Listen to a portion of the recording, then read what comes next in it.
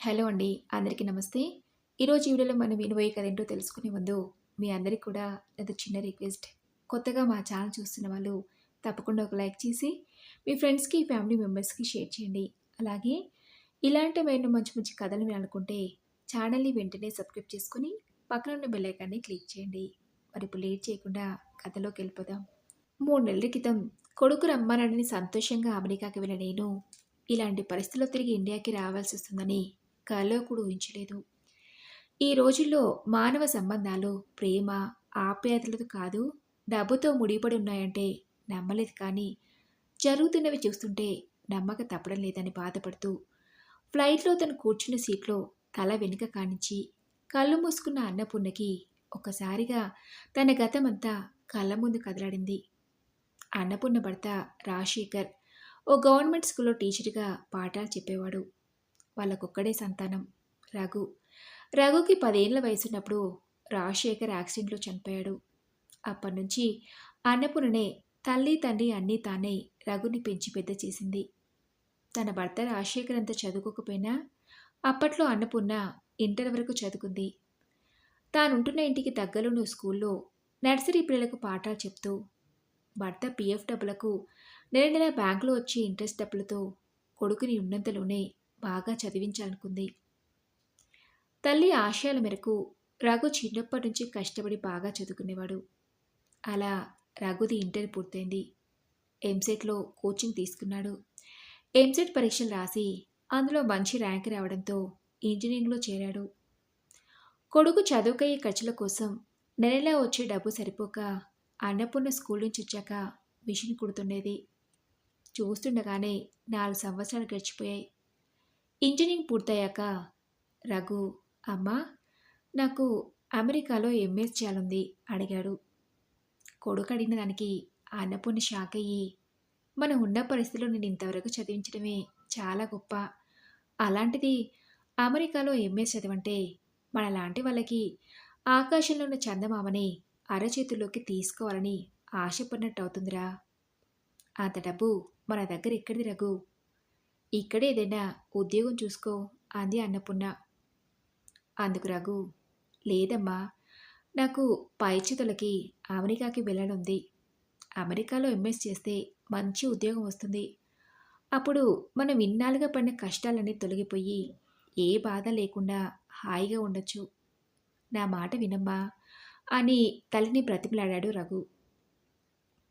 కొడుకుకి చదువు మీద ఉన్న ఇష్టాన్ని చూసి సంతోషించాలో, అందుకు తమ ఆర్థిక పరిస్థితి అనుకూలంగా లేనందుకు బాధపడాలో అన్నపూర్ణకు అర్థం కాలేదు.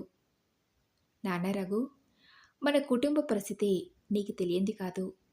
నీకు 10 ఏళ్ల వయసున్నప్పుడే మీ నాన్నగారు పోయారు.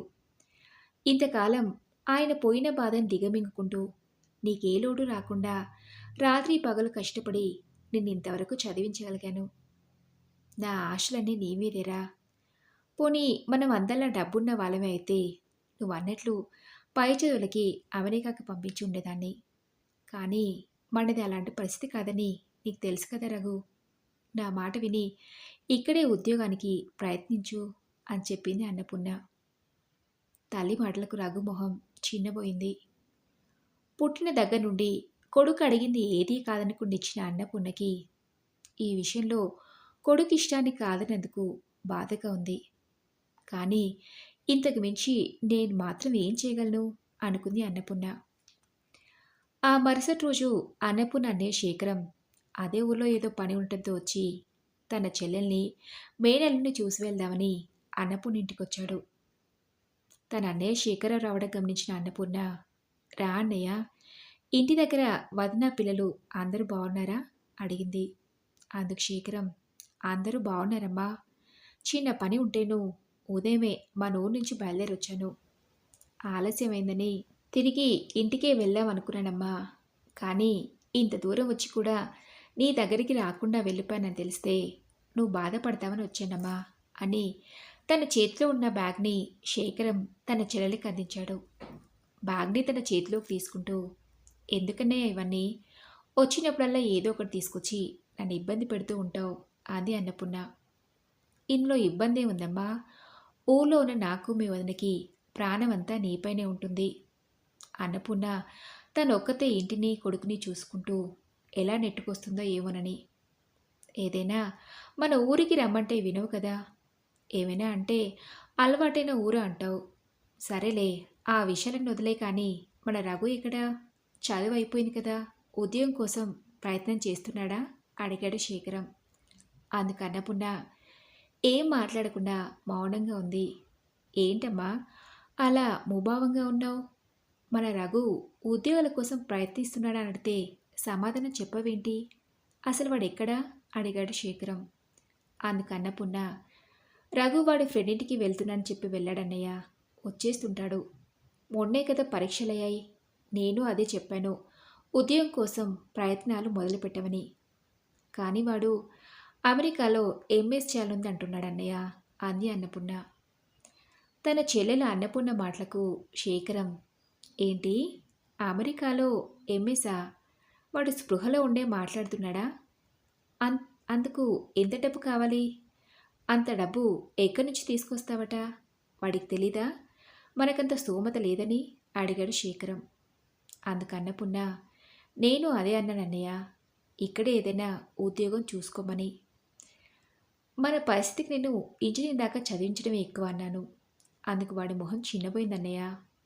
వాడు మా ఒక్కగానొక్క కొడుకని ఆయన ఉన్న రోజులు వాణ్ణి అల్లర ముద్దుగా పెంచారు. వాణ్ణి బాగా చదివించి ప్రయోజకుని చేయాలని ఎన్నో కలలు కన్నారు. కానీ వాడి ఆల్నా పాలన ఏది చూడకుండానే ఆయన పోయారు. ఆయన నేను బాగా చదువుకున్నదన్నైనా ఏదైనా పెద్ద ఉద్యోగం చేసేదానేమో. నేను చేసే పనులకు ఎంత సంపాదించగలను? ఏదో ఆయన గవర్నమెంట్ ఉద్యోగం చేశారు కాబట్టి ఆయన ప్రావిడెంట్ ఫండ్ డబ్బులతో ఇంతవరకు నెట్టుకొచ్చాను. నాకు వయసు అయిపోతుంది. ఇక మీదట నా జీవితం వాడి భవిష్యత్తు మీదనే ఆధారపడుందన్నయ్య అంటూ అన్నపూర్ణ కలనీళ్ళు పెట్టుకుంది. చెల్లెలు బాధపడటం చూసి శేఖరం ఊరుకొమ్మా, వాడి చిన్నతనంలోనూ బావపోతే ఒంటరిగా ఉంటూ ఓవైపు రఘుని చూసుకుంటూనే నీకు తెలిసిన పనులన్నీ చేశావు. ఇంతకు మించి నువ్వు మాత్రం ఏం చేయగలవు అన్నపూర్ణ? పోనీ మనకు ఆస్తిపాస్తులు ఏవైనా ఉన్నాయంటే అవి లేవు, ఈ ఇల్లు తప్ప ఏముందని అన్నాడు శేఖరం. తన అన్నయ్య మాటలకి అన్నపూర్ణ ఆలోచనలు పడింది. ఏంటమ్మా ఏదో ఆలోచిస్తున్నట్టున్నావు అడిగాడు శేఖరం. అన్నయ్య, నువ్వు చెప్పేదాకా ఈ ఇంటి విషయమే నాకు గుర్తు రాలేదు. ఈ ఇంటిని అమ్మేస్తే వచ్చే డబ్బులతో వాణ్ణి అమెరికాకు పంపొచ్చు కదా. ఇన్నట్టుండి వాడు అడిగిన దాన్ని కాదనని బాధపడుతున్నే కానీ ఇల్లుందనే విషయమే మర్చిపోయాను. ఇంటిని అమ్మేసి రఘు కోరుకున్నట్టే వాణ్ణి అమెరికాకు పంపిస్తాను. ఖర్చులకు అక్కడ ఏదైనా ఉద్యోగం చేసుకుంటూ చదువుకుంటాడు. ఏమంటావు అన్నయ్య అడిగింది అన్నపూర్ణ. చెల్లెలు మాటలకు శేఖరం అన్నపూర్ణ, నువ్వేం మాట్లాడుతున్నావో తెలిసే మాట్లాడుతున్నావా? ఇల్లు తప్ప నీకు ఇంకే ఆధారం లేదు. అలాంటిది ఉన్నొక ఇంటిని కూడా అమ్మేస్తానంటావేంటి అడిగాడు శేఖరం. రేపు వాడికి ఉద్యోగం వచ్చాక ఇంతకన్నా మంచి ఇల్లు కొనలేడా అన్నయ్య? వాడికన్నా నాకు ఇంకేది ఎక్కువ కాదు అంది అన్నపూర్ణ. అందుకు శేఖరం ఇల్లు అమ్మేసి నువ్వెక్కడుంటావు అడిగాడు. నాదే ఉంది, ఓ 2 రూములు రెంట్కు తీసుకుని ఉంటాను. ఒక్కదాన్నే. ఆయన పోయాక వచ్చిపోయే వాళ్ళు కూడా పెద్దగా ఎవరూ లేరు అంది అన్నపూర్ణ. ఏమో అమ్మా, నాకు నిర్ణయం సరైందని అనిపించడం లేదు. పరిస్థితులు ఎప్పుడు ఎలా ఉంటాయో మనకు తెలియదు కదా అన్నాడు శేఖరం. నమ్మకంతో ఏ పని చేసినా అంతే మంచి జరుగుతుందన్నయ్య. ఆ తర్వాత ఆ భగవంతుడి దయ. తెలిసిన వాళ్ళు ఎవరైనా ఉంటే చెప్పు. ఎంత త్వరగా వీలైతే అంత త్వరగా ఈ ఇల్లు అమ్మేస్తాను. ఈ విషయం రఘుకి చెప్పను. డబ్బు చేతికొచ్చాక అప్పుడు చెప్తాను. అమెరికాకి వెళ్ళడానికి ఏర్పాటు చేసుకోమని అంది అన్నపూర్ణ. అంటే ఇదే నీ ఆఖరి నిర్ణయం అన్నపూర్ణ అడిగాడు శేఖరం. అవునన్నయ్య అంది అన్నపూర్ణ. సరేనమ్మా, ఇక నేను బయలుదేరుతాను అని శేఖరం కుర్చీలోండి లేవబోతుంటే భోజనం చేసి వెళ్ళన్నయ్య అంది అన్నపూర్ణ. కాసేపటికి వంట పూర్తి కావడంతో భోజనం చేసి శేఖరం ఊరికి బయలుదేరాడు.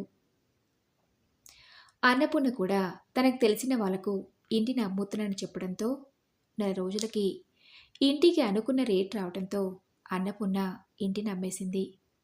ఆ వచ్చిన డబ్బుతో రఘుని అమెరికాకు పంపించడానికి కావాల్సిన ఏర్పాట్లో ఉంది. నెల రోజుల్లోనే ఏర్పాట్లన్నీ పూర్తయి రఘు అమెరికాకి వెళ్ళిపోయాడు.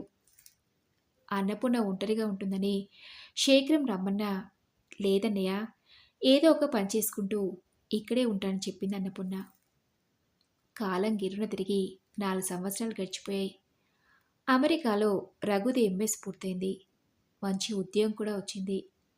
నెల నెల అన్నపూర్ణ ఖర్చులకి రఘు డబ్బు పంపిస్తున్నాడు. అమెరికాలో కొడుకు మంచి ఉద్యోగంలో స్థిరపడ్డాడని, ఇక మా కష్టాలన్నీ తీరిపోయినట్టే అని అన్నపూర్ణ చాలా సంతోషించింది. రఘు అమెరికాకి వెళ్ళిన 4 సంవత్సరాలకు తల్లిని చూడడానికి ఇండియాకొచ్చాడు. రఘు ఎలాగో ఉద్యోగం చేస్తున్నాడు. పెళ్లి కూడా చేసేస్తే నా బాధ్యత తీరిపోతుందనుకుని కొడుకుతో నీకు సంబంధం చూడమని శేఖరం మావయ్యకి చెప్పాన్రా అంది అన్నపూర్ణ. అందుకు రఘు, ఇప్పుడిప్పుడే కదమ్మా ఉద్యోగంలో చేరింది, ఇంకొన్నాళ్ళు పోయాక చేసుకుంటాలే అని తల్లి దగ్గర 4 రోజులుండి తిరిగి అమెరికాకు వెళ్ళిపోయాడు. ఆ తర్వాత 2 సంవత్సరాలకు, అమ్మా, నేనిక్కడే ఒక అమ్మాయిని ప్రేమించాను, పెళ్లి కూడా చేసుకున్నాను. అంతా అనుకోకుండా అలా జరిగిపోవడంతో ఇండియాకి రావటానికి వీలు కుదరలేదు. నీకు చెప్పకుండా పెళ్లి చేసుకున్నానని మనసు కష్టపెట్టుకోద్దమ్మా అన్నాడు రఘు. ఒక్కగానొక్క కొడుకు పెళ్లి తన చేతుల మీదుగా జరిపించినందుకు అన్నపూర్ణ మనసులో బాధపడినా పైకి మాత్రం నాదే ఉందిరా, నచ్చిన అమ్మాయి జీవిత భాగస్వామిగా రావాలనుకోవడంలో తప్పులేదు కదా, ఈసారి నువ్వు కోడలు ఇద్దరూ కలిసి ఇండియాకి రండి అని చెప్పింది అన్నపూర్ణ. అందుకు రఘు సరే అమ్మా అన్నాడు. రఘు వద్దని చెప్పని నుండి అన్నపూర్ణ మునిపట్ల మిషన్ కుట్టడం, స్కూల్లో పాఠాలు, ట్యూషన్స్ చెప్పడం మానేసింది. కాలక్షేపానికి పుస్తకాలు, ఉదయం సాయంత్రం కాసేపు దేవుని కార్యక్రమాల్లో పాల్గొనడం లాంటి వాటితోనే కాలం గడుపుతుంది. అలా 5 సంవత్సరాలు గడిచిపోయాయి. ఒకరోజు రఘు ఫోన్ చేసి, అమ్మా, నీకు అమెరికాకి రావటానికి ఏర్పాట్లు చేస్తున్నాను, సిద్ధంగా ఉండు అన్నాడు. కొడుకు అలా చెప్పగానే మొదటగా అమెరికాకి వెళ్ళడానికి అన్నపూర్ణ సంశయించిన కొడుకు కోడల్ని, వాడి పిల్లల్ని చూడబోతున్నానని సంతోషించింది. ఇన్నాళ్ళుగా వాళ్ళందరికీ దూరంగా ఒంటరిగా బ్రతికిన నేను ఇక మీదట వాళ్ళతో కలిసి ఉండబోతున్నాను తెలిసి అన్నపూర్ణ సంతోషపడింది. సరేరా, వస్తా అని చెప్పింది అన్నపూర్ణ. నెల రోజుల్లోనే అన్నపూర్ణ అమెరికాకి వెళ్ళడానికి వీసా ఏర్పాట్లు పూర్తి కావడంతో శేఖరం విమానం ఎక్కించాడు. అమెరికా ఎయిర్పోర్ట్లో ఫ్లైట్ దిగగానే కొడుకు రఘు, కోడలు, 3 సంవత్సరాల వయసున్న మనవరాలు ఆద్య, 7.5 వయసు దాటిన మనవడు అభి అన్నపూర్ణకు స్వాగతం పలికారు. అన్నపూర్ణ మొదటిసారి మనవణ్ణి, మనవరాల్ని చూసిన సంతోషంలో పిల్లలిద్దరినీ దగ్గర తీసుకుని ముద్దులతో ముంచెత్తింది. కాసేపటికి అమెరికాలోని బోస్టన్ ఏరియాలో రఘు ఉంటున్న విల్లాకు చేరారు. అన్నపూర్ణ కొడుకింటికి వెళ్ళిన 2 రోజుల నుండే ఇంటి పనులు చేయటం మొదలుపెట్టింది. తానక్కడికి వెళ్ళినప్పటి నుండి కోడలు అనన్య అత్తగారి పట్ల మూభావంగా ఉంటుంది. కోడలి ప్రవర్తన గమనించిన అన్నపూర్ణ, కొత్త కదా, పోను పోను తనే సర్దుకుంటుందిలే అనుకుంది. అలా 4 రోజు గడిచాక ఓ రోజు రఘు తల్లితో, అమ్మా, అమెరికాలో సంపాదన ఎక్కువే, ఖర్చులు ఎక్కువే, పిల్లలు పెరుగుతున్నారు, రేపు వాళ్ళ చదువులకి లక్షలు పోయాలి, పిల్లలిద్దరూ మరీ చిన్నవాళ్ళని ఇన్ని రోజులు అనన్య ఉద్యోగం చేయలేదు, ఇప్పుడు నువ్వున్నావు కదా పిల్లలను చూసుకోవడానికి, ఇక మీదట అనన్య ఉద్యోగానికి వెళ్తుంది, నీకు ఇబ్బంది లేదు కదా అడిగాడు రఘు. కొడుకు మాటలకి అన్నపూర్ణ, నా కొడుకు పిల్లని చూసుకోవడానికి నాకేమీ ఇబ్బందిరా, అలాంటి ఆలోచనలు ఏం పెట్టుకోకుండా అనన్యని ఉద్యోగంలో చేరమను, అని నేను చూసుకుంటానులే అంది అన్నపూర్ణ. తల్లి సరైనంతో ఇంటి బాధ్యత, పిల్లల బాధ్యత అంతా అన్నపూర్ణ మీద వేసి రఘు, అనన్య ఇద్దరు ఆఫీస్కి వెళ్తున్నారు. రోజు ఉదయం నుండి పనులు చేసుకోవటం, మనవరాల ఆద్యాన్ని ప్లే స్కూల్లో దించి రావటం, మనవడు అభికి స్నానం చేయించి ఏదైనా తినిపించి పడుకోబెట్టడం, మధ్యాహ్నం అయిందంటే తిరిగి ప్లే స్కూల్ నుండి ఆద్యాన్ని తీసుకురావటం, మళ్ళీ పిల్లలిద్దరికి ఏదో ఒకటి తినిపించటం, సాయంత్రం అలా పార్కుకి తీసుకెళ్ళి ఆడిపించటం, కొడుకు కోడలు ఇంటికొచ్చేసరికి పిల్లలతో ఇల్లు చేరటం, ఇలా రోజంతా ఇంటి పనులు పిల్లల్ని చూసుకోవడంతో అన్నపూర్ణ అమెరికాలో చాలా బిజీగా గడుపుతుంది. అలా కొడుకు కోడలు రోజంతా వాళ్ళ పనుల్లో వాళ్ళుంటూ తనని పలకరించకపోయినా పట్టించుకునేది కాదు. సమయం దొరకట్లేదనుకుని తనకు తాను సర్ది చెప్పుకుంటూ రోజంతా పిల్లల బాగోగులు చూసుకుంటూనే గడిపేది అన్నపూర్ణ. కొన్ని రోజులు గడిచాక ఓ రోజు మనవడు అభి కోసం పాలు వేడి చేస్తుండగా మనవరాల ఆద్య ఆడుకుంటూ కిందపడి తలకు దెబ్బ తగడంతో ఊపిరి బిగపట్టి ఏడవసాగింది. మనవరాల ఏడుపు విని అన్నపూర్ణ పరిగెత్తుకుని వచ్చెత్తుకుని ఊరుకోబెట్టినా ఊరుకోలేదు. అదే సమయానికి అనన్య ఆఫీస్ నుండి ఇంటికి రావడంతో ఏడుస్తున్న తన బిడ్డను చూసి అత్తగా చేతి నుండి లాక్కుని ఎందుకు ఇంతలా ఏడుస్తుంది అడిగి, ఇంతలోనే కూతురు తలకు దెబ్బ తగిలినట్టు గమనించిన అనన్య, పిల్లని జాగ్రత్తగా చూసుకుంటారని మిమ్మల్ని నమ్మి అప్ప చెప్తే ఇదా మీరు చూసుకునేది? ఈ ఒక్కరోజేనా, లేదా రోజు ఇలానే ఏడిపిస్తున్నారా? పిల్లల్ని చూసుకోవడం మీ వల్ల కాదని చెప్తే మేము వేరే ఏర్పాట్లు చేసుకునే వాళ్ళం కదా అని అన్నపూర్ణపై గట్టిగా అరిచింది అనన్య.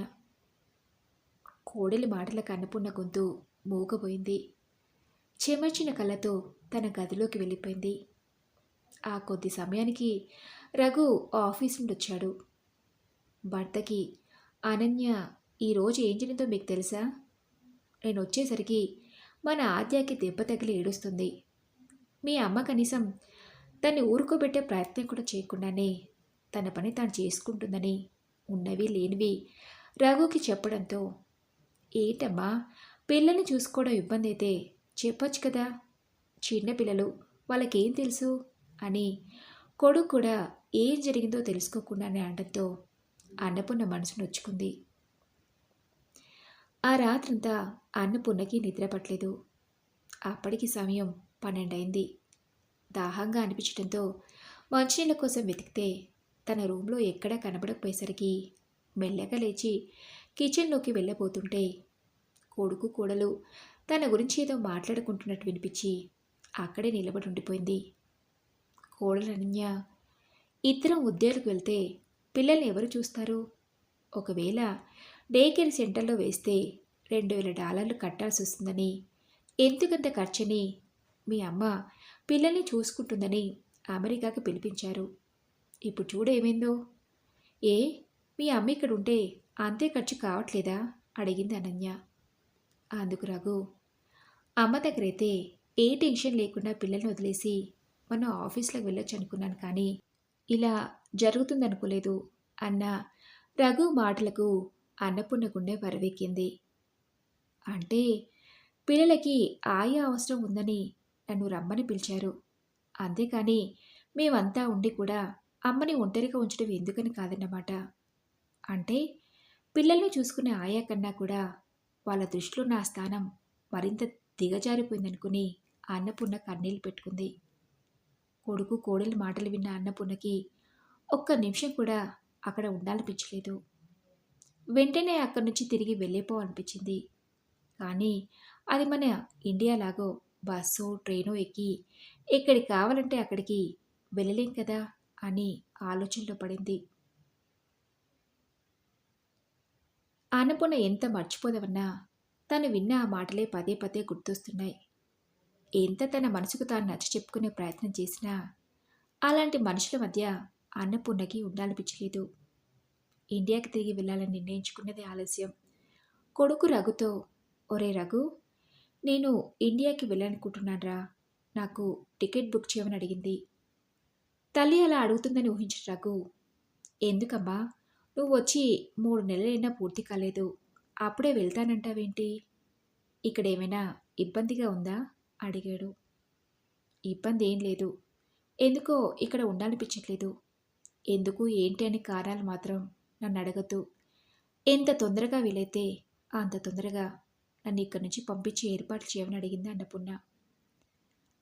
తల్లి అంత ఖచ్చితంగా అడడంతో రఘు ఏం మాట్లాడకుండా, సరే అమ్మా నీ ఇష్టం అని వారం రోజుల్లో తల్లిని ఇండియాకి పంపించడానికి ఫ్లైట్ టికెట్ బుక్ చేశాడు. ఇంతలో ఏదో శబ్దం వినిపించినట్టు అవడంతో అన్నపూర్ణ ఉలిక్కిపడి లేచి గద్ద నుండి తేరుకుంది. అన్నపూర్ణ వస్తున్న ఫ్లైట్ హైదరాబాద్ శంషాబాద్ ఎయిర్పోర్ట్లో ల్యాండ్ అయింది. ఎయిర్పోర్ట్ నుండి అన్నపూర్ణ సరాసరి తన అన్నయ్య శేఖరం ఇంటికెళ్ళింది. కొడుకు దగ్గర ఉంటానని వెళ్ళిన తన చెల్లెలు అన్నపూర్ణ 3 నెలలకే తిరిగి రావడంతో, అదేంటి అన్నపూర్ణ, నువ్వు వస్తున్నావని ఒక్క ఫోన్ చేయలేదు, అయినా ఇంత తొందరగా వచ్చావు, ఏమైందమ్మా అడిగాడు శేఖరం. అన్నపూర్ణ జరిగిందంతా తన అన్నయ్యతో చెప్పి కంటతడి పెట్టుకుంది. మరి ఇదండి రోజు కథ. ఈ కథపై మీ విలువైన అభిప్రాయాన్ని నాతో కామెంట్ బాక్స్లో షేర్ చేసుకోండి. అలాగే ఈ కథ మీకు నచ్చింది అనుకుంటున్నాను. నచ్చితే తప్పకుండా ఒక లైక్ చేసి మీ ఫ్రెండ్స్కి ఫ్యామిలీ మెంబర్స్కి షేర్ చేయండి. అలాగే ఇలాంటివైనా మంచి మంచి కథలు వినాలనుకుంటే ఛానల్ని వెంటనే సబ్స్క్రైబ్ చేసుకొని పక్కన బెల్ ఐకాన్ని క్లిక్ చేయండి. నెక్స్ట్ వీడియోలో మరొక మంచి కథతో కలుసుకుందాం. Thanks for listening.